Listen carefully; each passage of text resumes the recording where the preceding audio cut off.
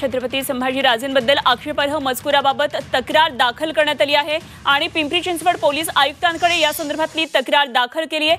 आक्षेपार्ह आणि बदनामीकारक मजकूर असल्याची तक्रार दाखल करण्यात आली आहे। भक्तिशक्ती प्रतिष्ठानकडून या संदर्भातली ही तक्रार दाखल करण्यात आली आहे। पिंपरी चिंचवड पोलीस आयुक्तांकडे या संदर्भातली आता ही तक्रार देण्यात आलेली आहे।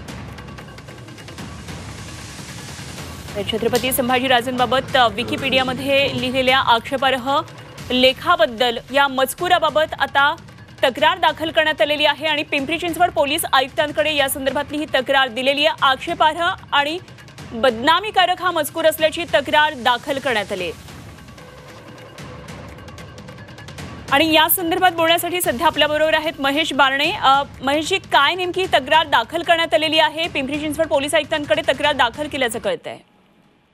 हो मॅडम, आम्ही छत्रपती संभाजी महाराजांच्या बद्दल विकिपीडियाला जी चुकीची माहिती दिलेली आहे त्यामुळे सर्व शिवभक्तांमध्ये आणि हिंदू धर्मियांमध्ये संतापाची लाट उसळेल अशी काही वाक्य त्याच्यामध्ये ऍड करून खोडसाळपणा केलेला आहे।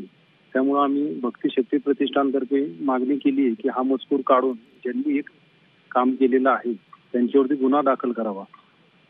जी महेशजी, आपल्यालाही माहिती असेल झी 24 तासनं सर्वात आधी बातमी दाखवली आणि झी 24 तासनं सकाळी 10:56 बातमी दाखवली आणि त्यानंतर आता मुख्यमंत्र्यांनी याची तात्काळ दखल सुद्धा घेतलेली आहे आणि निश्चितच विकिपीडियाला या संदर्भातले आता आदेश दिलेले आहेत। लवकरात लवकर हा मजकूर हटवला जाईल असं स्वतः मुख्यमंत्र्यांनी झी 24 तासची बातमी बघितल्यानंतर प्रतिक्रिया दिलेली आहे। काय यावर आपली प्रतिक्रिया आहे एक शिवप्रेमी म्हणून?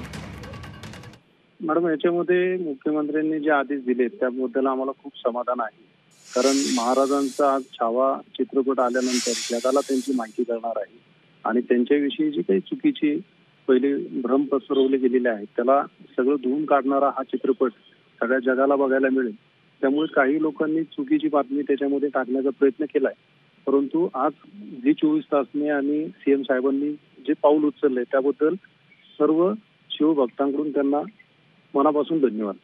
ठीक आहे, धन्यवाद। आपण बोललात महेश बारणे, अध्यक्ष भक्तिशक्ती प्रतिष्ठानचे आपल्या बरोबर होते आणि त्यांनी प्रतिक्रिया दिली आहे। तर पिंपरी चिंचवड पोलीस आयुक्तांकडे आता या संदर्भात आक्षेपार्ह मजकुरासंदर्भात तक्रार दाखल करण्यात आलेली आहे। हा आक्षेपार्ह मजकूर लवकरात लवकर काढण्यात यावा अशी शिवप्रेमींची मागणी आहे आणि आक्षेपार्ह आणि बदनामीकारक हा मजकूर असल्याची तक्रार दाखल करण्यात आली आहे।